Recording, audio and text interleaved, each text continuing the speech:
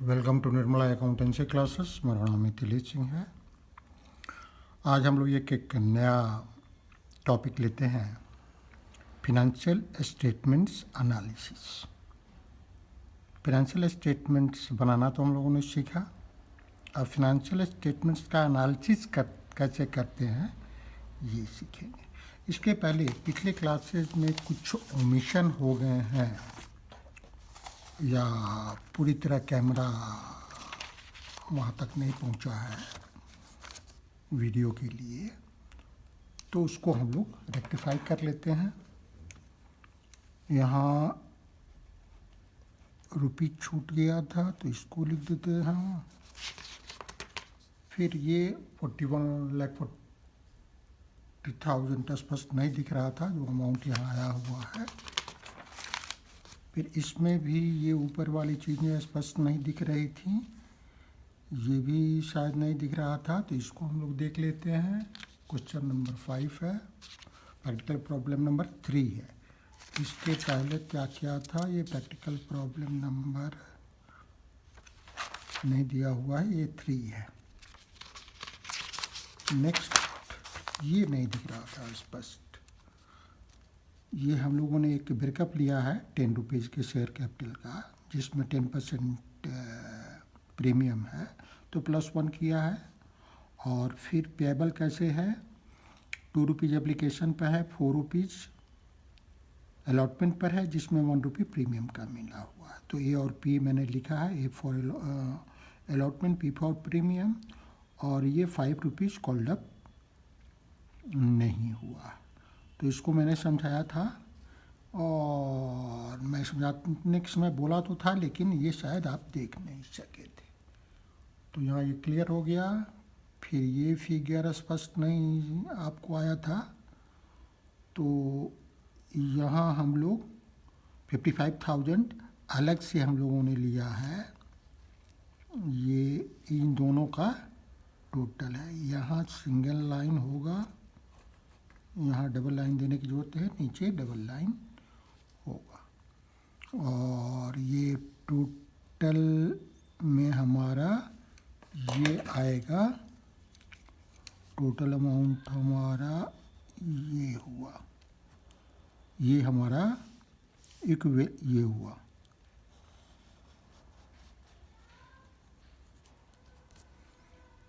Cash and cash equivalent के लिए same ही amount है, चूँकि बैलेंस शीट में टोटल एसेट साइड का टोटल अलग करते हैं और दैट इक्विटी एंड लायबिलिटीज़ का अलग, तो इसीलिए मैंने अलग अलग कर दिया। ये दोनों फिगर का टोटल यहाँ आएगा, इसका टोटल यहाँ आएगा।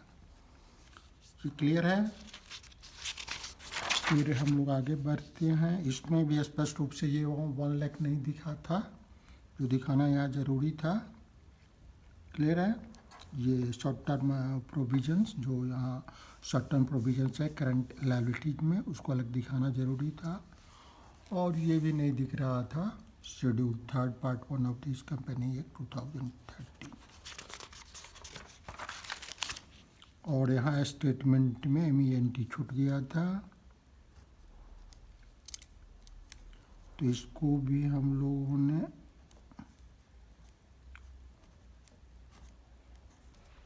देख लिया। अब हम लोग आगे बढ़ते हैं।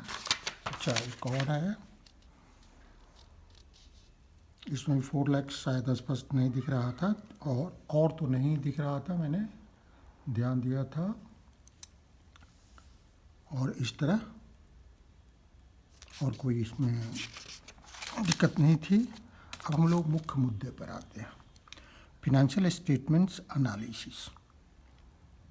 फिनेंशियल स्टेटमेंट एनालिसिस किसे कहते हैं, ठीक है। एक बार हम लोग जो लिखा हुआ है उसको पढ़ लेते हैं, फिर हम लोग बात करेंगे। Financial statements analysis is a critical examination of the financial information given in the financial statements to understand about the operational efficiency and financial position of a business for taking economic decisions by the users. Financial statements analysis एक गहन जांच है, परख है, analysis है financial statements में दिए गए सूचनाओं का। क्यों? काहे के लिए?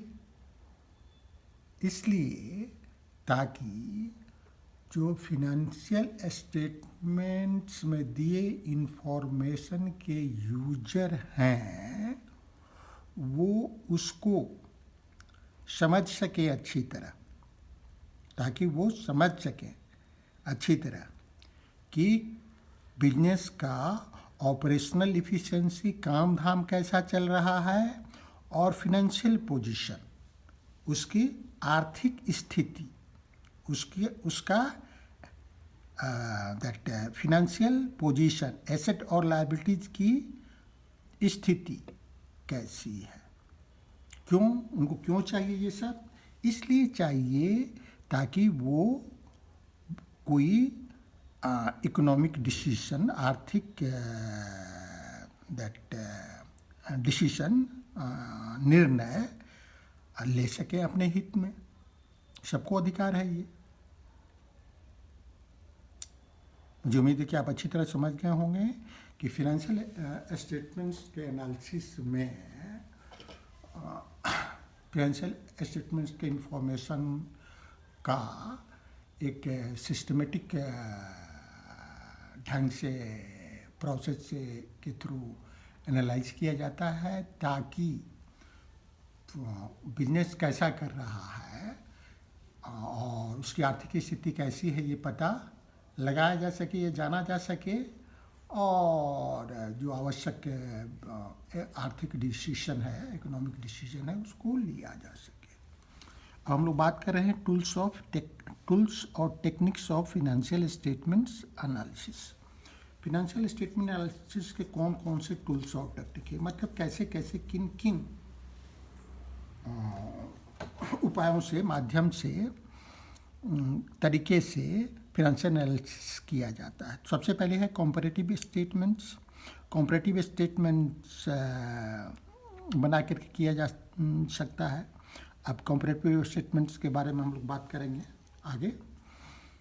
कॉमन साइज स्टेटमेंट्स बना के किया जाता है, रेशियो एनालिसिस करके किया जाता है, कैश फ्लो स्टेटमेंट बनाकर किया जाता है। ये चार मुख्य टूल्स हैं, ठीक है।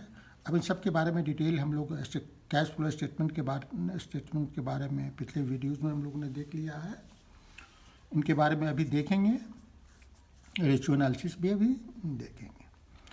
इसके अतिरिक्त भी दो और टूल्स टेक्निक्स है जो यहाँ बहुत आवश्यक नहीं है, इसलिए मैंने चर्चा नहीं की। वो हैं फंड फ्लो स्टेटमेंट और ट्रेंड एनालिसिस। इसके अतिरिक्त भी कई हैं, लेकिन इम्पोर्टेंट ये है। अब टाइप्स और method of financial statements analysis. Financial statements analysis के टाइप्स कितने हैं, मेथडोलॉजी क्या क्या है, उसके बारे में हम लोग चर्चा करेंगे। सबसे पहले है इंटरनल एनालिसिस। इंटरनल मतलब फर्म के अंदर का। It is conducted by the management to know the operating efficiency and financial position of the business. ये मैनेजमेंट के द्वारा किया जाता है ताकि फर्म के ऑपरेटिंग इफिशिएंसी को, फाइनेंशियल पोजीशन को जाना जा सके मैनेजमेंट के द्वारा। मैनेजमेंट में कौन कौन से आते हैं? सीईओ आ सकते हैं, चीफ एग्जीक्यूटिव ऑफिसर, या चीफ ऑपरेटिंग ऑफिसर भी आजकल कर रहे हैं, या सीएमडी कह रहे हैं, एमडी कह रहे हैं। डिफरेंट सेक्शंस के मैनेजर्स आ सकते हैं, marketing manager, operation manager, production manager, that finance manager, और जो interested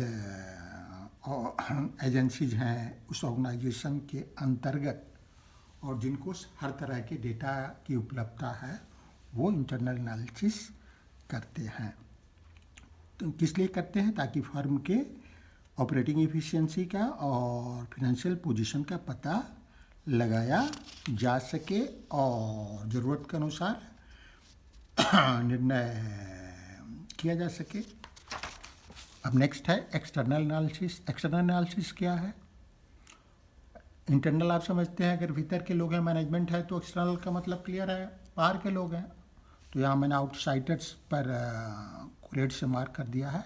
it is conducted by the outsiders. ठीक है, उसमें कौन कौन आएंगे? शेयर होल्डर्स भी आउटसाइडर्स फॉर्म के लिए, चूँकि मैनेजर और डायरेक्टर्स और बोर्ड ऑफ डायरेक्टर्स संचालित करते हैं किसी कंपनी को। क्रेडिटर्स हैं, बैंकर्स हैं, गवर्नमेंट एजेंसीज हैं, इसके अतिरिक्त भी बहुत सारे लोग हैं। To know the operating efficiency and financial position of the business. उसी तरह की बात है जो पहले हम लोगों ने बात की, जो इंटरनल एनालिसिस में इंटरनल लोगों की ज़रूरत है, तो वही एक्सटर्नल एनालिसिस में एक्सटर्नल लोगों की ज़रूरत है, क्योंकि ये लोग भी इंटरक्रेडिटर्स को पैसा देना होता है, उधार तो दे कि नहीं। शेयर होल्डर्स है, उसको रिटर्न अच्छा मिलेगा कि नहीं, उसके लिए चिंतित रहता है। बैंकर्स को लोन वगैरह देना होता है, तो वो दे कि नहीं। गवर्नमेंट एजेंसीज अपनी फिजिकल पॉलिसी और इकोनॉमिक पॉलिसी उनको डिसाइड करना होता है, तो वो भी चाहती हैं एक्सटर्नल एनालिसिस करना। इस तरह एजेंसियां एक्सटर्नल एनालिसिस, लेकिन इनको इंटरनल डेटा उपलब्ध फर्म के बारे में नहीं होता है, बल्कि जो पब्लिश डेटा है, जो पब्लिश अकाउंट्स हैं कंपनी के, वो इनको उपलब्ध होते हैं। फिनेंशियल स्टेटमेंट उपलब्ध होते हैं, और उन्हीं के एनालिसिस से ये अपने ज़रूरत की चीज़ें, ज़रूरत के अनुसार जो इन्फॉर्मेशन है वो डिराइव करते हैं। अब हम लोग हॉरिजॉन्टल और डायनेमिक एनालिसिस की बात करें। हॉरिजॉन्टल एनालिसिस को ही डायनेमिक एनालिसिस कहते हैं। It is an analysis of the analysis of the financial statements of a business over a number of periods to know the change, not the status. ठीक है, financial statements का किसी भी form के एक number of period,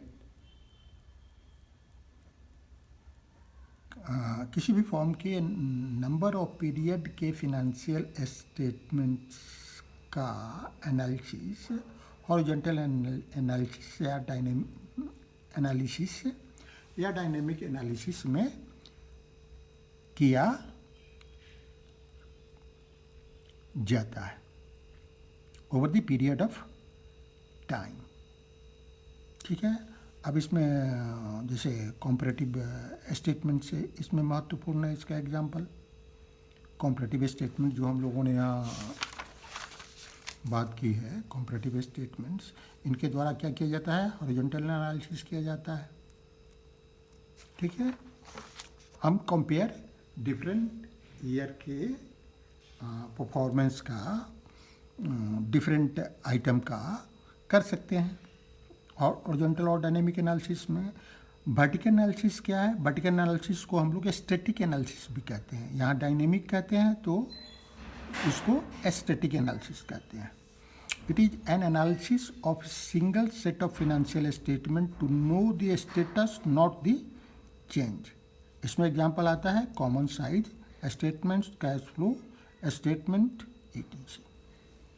ठीक है, इसमें क्या होता है कि एक सिंगल ईयर के financial statements, single set of financial statement के द्वारा क्या स्टेटस है विभिन्न एक आइटम की तुलना में दूसरे आइटम की, एक आइटम की तुलना में अन्य दूसरे आइटम की, इसका एनालिसिस, इसका कैलकुलेशन किया जाता है। जैसे कॉमन साइज स्टेटमेंट हम बनाएंगे तो और स्पष्ट हो जाएगा, या कैश फ्लो स्टेटमेंट हम लोगों ने सीखा है तो हमको समझ में आया ही होगा। It is also called static, इसको स्टैटिक एनालिसिस कहते हैं। अब इसी पर आधारित है differences between horizontal analysis and vertical analysis, दोनों में क्या अंतर है? हॉरिजॉन्टल और वर्टिकल की हम लोगों ने बात कर ली, तो जब हम लोग डिफरेंसेस लिखते हैं तो इस तरह भी लिख सकते हैं, सीरियल नंबर हो गया, बेसिस लिखते हैं, और हॉरिजॉन्टल एनालिसिस क्या है, वर्टिकल एनालिसिस क्या है, और उसकी जो इंपॉर्टेंट चीज़ें हैं वो लिख रहे हैं। जैसे पीरियड, इसमें 2 और मोर पीरियड्स के फिनेंशियल स्टेटमेंट्स रहते हैं, 3, 4, 5 कई सालों के हो सकते हैं, लेकिन कम से कम 2 का होता है, तब हम हॉरिजॉन्टल एनालिसिस कर पाते हैं। वर्टिकल एनालिसिस में 1 पीरियड का फिनेंशियल स्टेटमेंट्स होता है और उसी का एक आइटम की तुलना में दूसरे आइटम में क्या चेंज हुआ है उसको हम लोग एनालाइज करते हैं और फ्रूटफुल इंटरप्रिटेशन प्राप्त करते हैं। Item comparison of same item over a period of time, इसमें क्या किया जाता है, सेम आइटम का comparison over a period of time में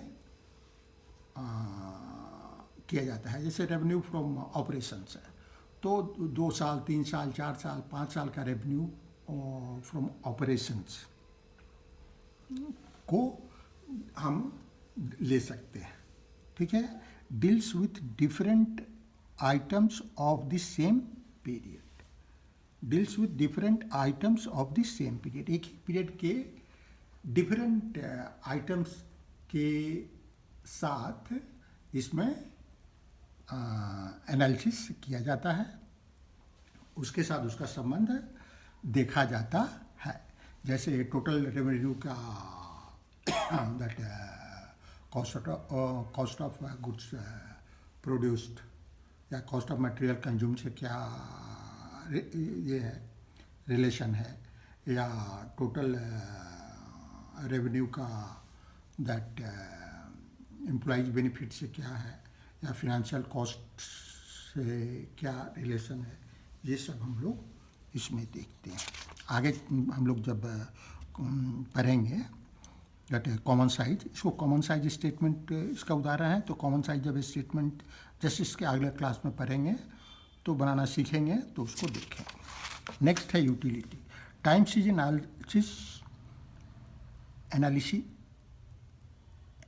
एनालिसिस ऑफ सेवरल पीरियड्स, ये टाइम सीरीज एनालिसिस है जो कई सालों तक फैला होता है। Cross sectional analysis of a single period, ये सिंगल पीरियड का क्रॉस सेक्शनल एनालिसिस होता है। नेचर डायनेमिक एनालिसिस, ये एक डायनेमिक होता है, ये स्टैटिक एनालिसिस होता है, स्थिर रहता है, इसकी अपनी सीमाएं हैं। Information in monetary and percentage form, जो डायनेमिक एनालिसिस है या कंपैरेटिव एनालिसिस है उसमें फिगर में भी इंफॉर्मेशन हमको मिलता है और परसेंटेज फॉर्म में भी इंफॉर्मेशन मिलता है, लेकिन इसमें सिर्फ परसेंटेज फॉर्म में इंफॉर्मेशन मिलता है, फिगर में इंफॉर्मेशन हमको नहीं मिलता है। अब हम लोग डिफरेंस की बात कर लें, difference between intra form and inter form analysis. Intra form analysis और इंटर फॉर्म एनालिसिस में क्या अंतर होता है। इंटर फॉर्म माने intra form,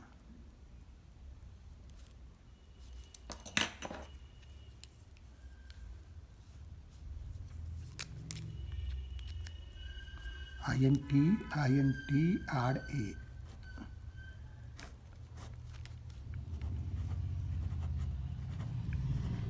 intra firm analysis.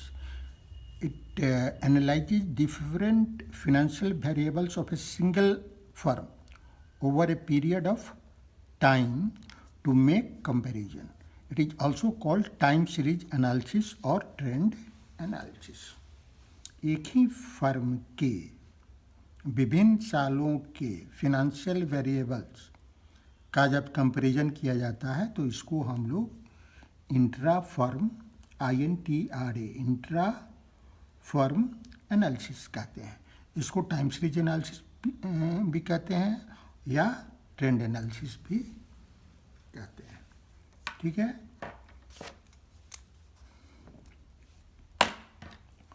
Inter firm analysis, it involves comparison of financial statements of 2 और more business firm.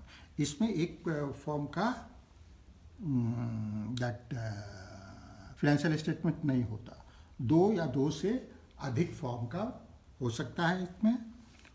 It is single set of financial statements of two और more अच्छा, एक चीज़ और,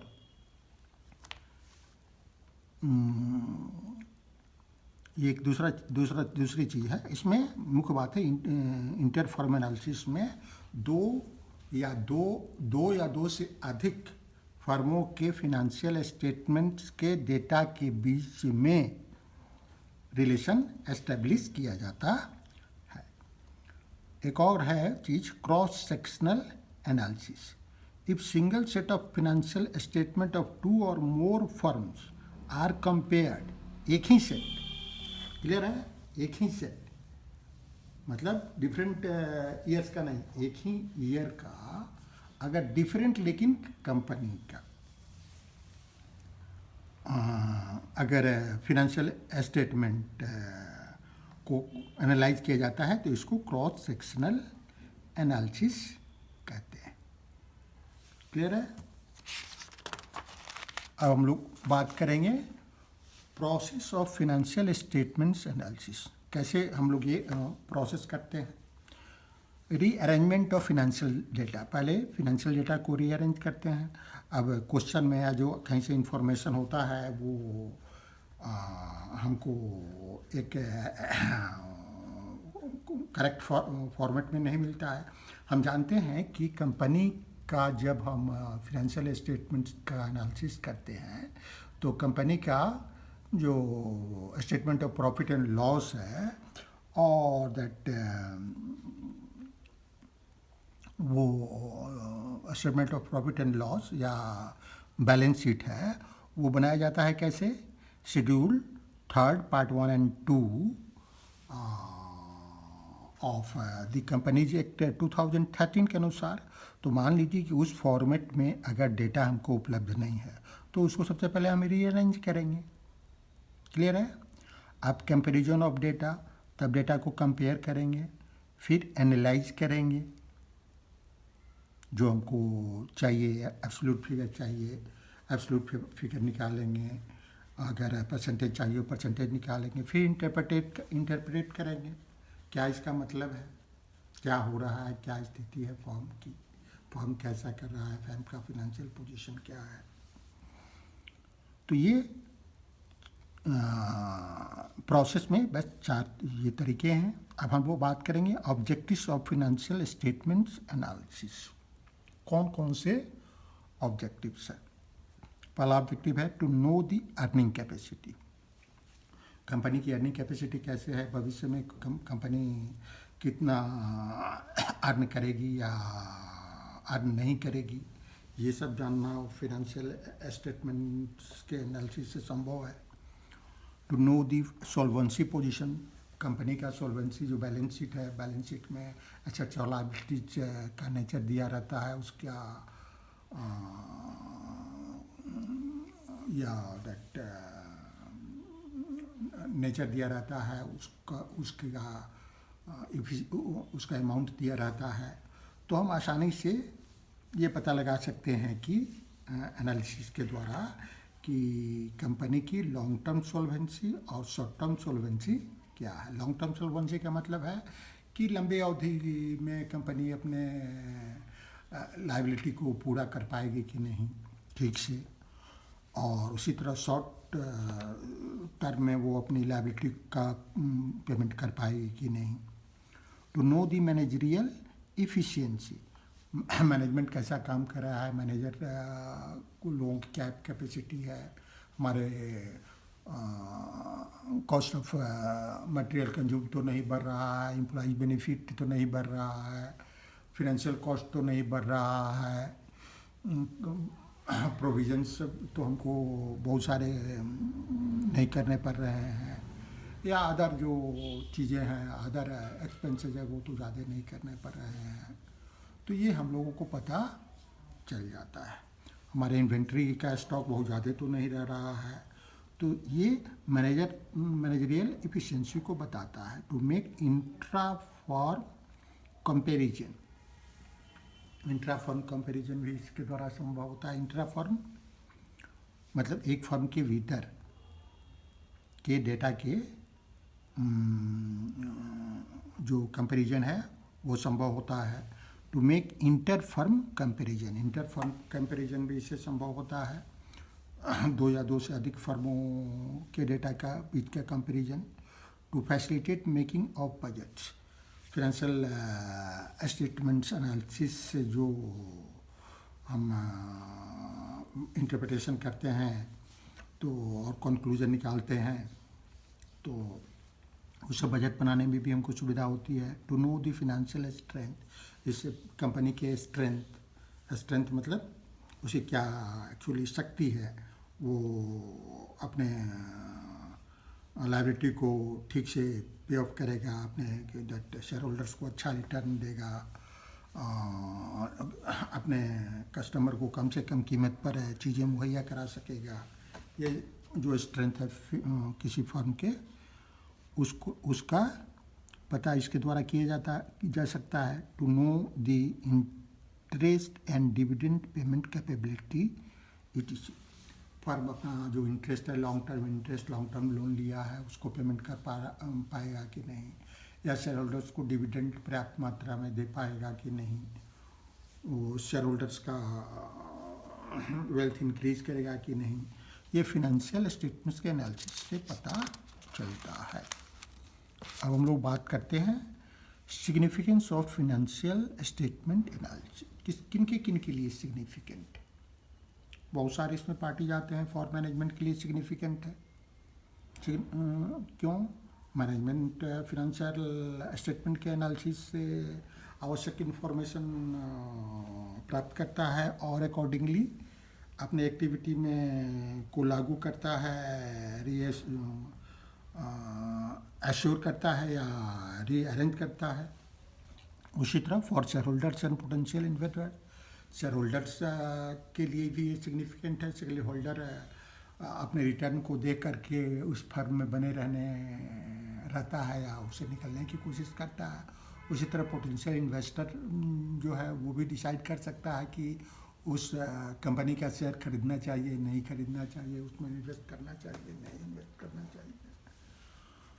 फॉर क्रेडिटर्स, जो लोग firm को उधार माल देते हैं, वो भी उनके लिए सिग्निफिकेंट है। वो एनालाइज करके वो देख सकते हैं कि कंपनी को उधार देना चाहिए कि नहीं देना चाहिए। फॉर फाइनेंशियल इंस्टीट्यूशंस, बैंकर्स और लेंडर्स, फाइनेंशियल इंस्टीट्यूशन लंबी अवधि के लिए एक सरहा लोन देते हैं, तो वो भी उनको फाइनेंशियल स्टेटमेंट के एनालिसिस से पता चलता है कि हमको लोन देना चाहिए कि नहीं। उसी तरह शॉर्ट टर्म के लिए बैंकर्स या लॉन्ग टर्म के लिए भी कभी देते हैं, या और अदर जो लेंडर्स हैं वो भी शॉर्ट या लॉन्ग टर्म के लिए देते हैं, तो डिसाइड कर सकते हैं कि लोन देना चाहिए कि नहीं। उनकी कंपनी की फिनेंशियल कैपेबिलिटी ऐसी है कि नहीं कि उनको उनका इंटरेस्ट, और लोन देंगे तो इंटरेस्ट लेंगे और अपने प्रिंसिपल को भी इन टाइम लेंगे, तो कंपनी फर्म के पेबैक कर सकता है कि नहीं, ये जानना तो इन लोगों के लिए ज़रूरी है। फाइनेंशियल इंस्टीट्यूशंस के लिए, बैंकर्स के लिए, लेंडर्स के लिए,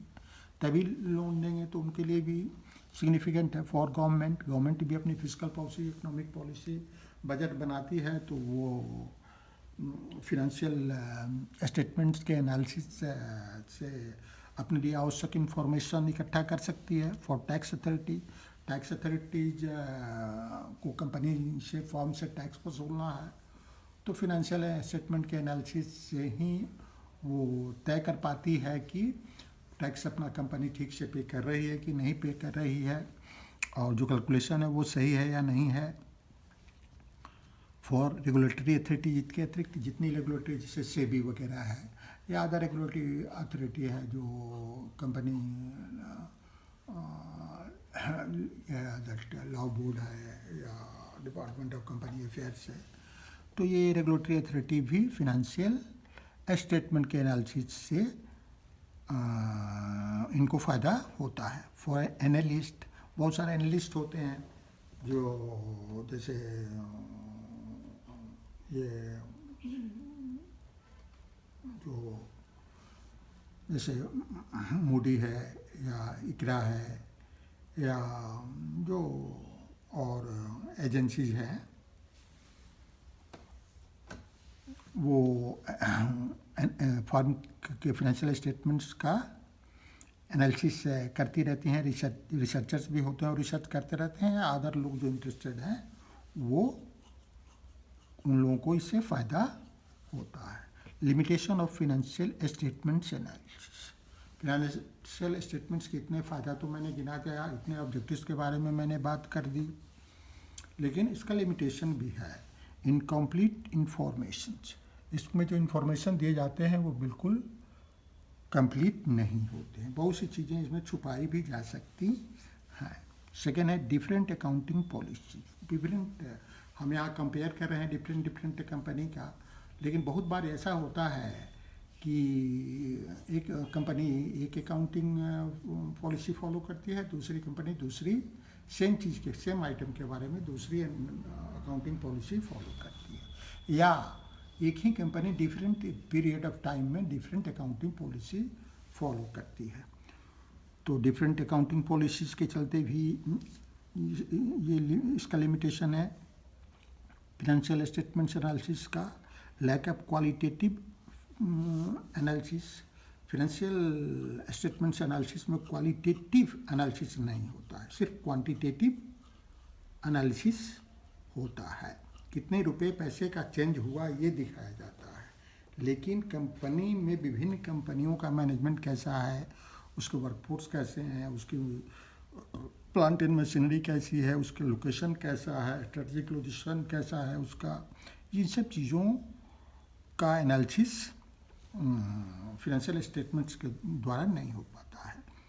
अफेक्टेड बाय विंडो ड्रेसिंग। बहुत बार कंपनियां अगर चाहती हैं अपने फिनेंशियल स्टेटमेंट को डिफरेंट ढंग से दिखाने को, तो विंडो ड्रेसिंग करती हैं और कर सकती हैं। Unreliable comparison. बहुत बार अनरिलायबल कंपैरिजन होता है जो आपको लगता है कि नहीं ये रिलायबल नहीं है। Ignoring price level changes. बहुत सालों के डेटा का हम लोग कंपेयर करते हैं कंपनियों के या फर्म के, वैसी स्थिति में हम प्राइस लेवल जो मार्केट में इन्फ्लेशन डिफ्लेशन के कारण चेंज हो रहा है, तो उसका को तो फाइनेंशियल स्टेटमेंट में इग्नोर ही करते हैं, उसका हम लोग रिकॉर्डिंग फाइनेंशियल स्टेटमेंट के अंतर्गत नहीं करते हैं। सब्जेक्टिवनेस एंड बायसनेस ऑफ एनालिस्ट। इसके अतिरिक्त जो अकाउंटेंट होता है या जो एनालिस्ट होता है, जो अदर फाइनेंशियल एक्सपर्ट होते हैं, मैनेजमेंट अकाउंटेंट होते हैं, चार्टर्ड अकाउंटेंट होते हैं, कॉस्ट अकाउंटेंट होते हैं, तो ये इनका जो अपना सब्जेक्टिवनेस है या बायसनेस है, उसका भी प्रभाव फिनेंशियल स्टेटमेंट्स के एनालिसिस पर पड़ता है। तो ये लिमिटेशन है। अब हम लोग नेक्स्ट क्लास में